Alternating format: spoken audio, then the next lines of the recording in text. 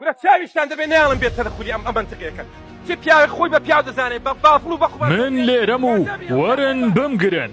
ئایا لاهوری شێخ جەنگی دەستگیر دەکرێت و لە سلەیمانی چی دەگوزەرێت؟ ئەم میوارەیە دۆخی سلێمانی نائاسایی خۆی نواند و تەواوی بازگەکان داخران. دواتر دەرکەوت بڕیاری دەستگیرکردن بۆ لاهور شێخ جەنگی سەرۆکی بەرەی گەل دەرچووە.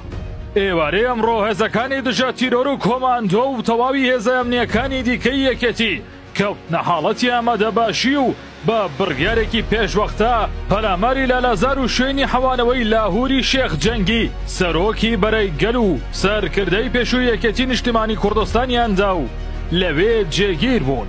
لەلایەکی دیکەوە پێش گەیشتنی ئەم هێزانە هێز ئەمنیەکان کۆنتڕۆلی هەر سێ بازگە سەرەکیەکەی سلێمانی ئەوانیش عاربات تاسڵوجە و مێرگەپانیان کرد و لە ئەسمان بە هەلیکۆپتەر چاودەری بازگەکان دەکرا و ئاستەنگی بۆ هاتوچۆ دروست بوو بە هیچ شێوەیەک نەدەتوانی بچیتە نێو سلێمانی.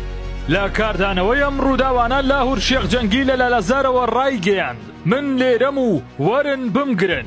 ئاراس شێخ جەنگی برایشی لە بڵاوکراوەیەکدا گوتی کە بیستم یەکێتی نوێ هێزی بڵاو کردوتەوە بە کارێکی خراپم زانی چونکە دەبێتە هۆیەوەی سلێمانی و دەوروبەری بچێتە دۆخێکی نەخوازراوەوە. داوا لە سەرانی یەکێتی نوێ دەکەم کام هێزانە بگەڕێنەوە شوێنەکانی خۆیان چونکە بەرپرسیارەتی هەر ئەگەرێک دەکەوێتە ئەستۆیەوان.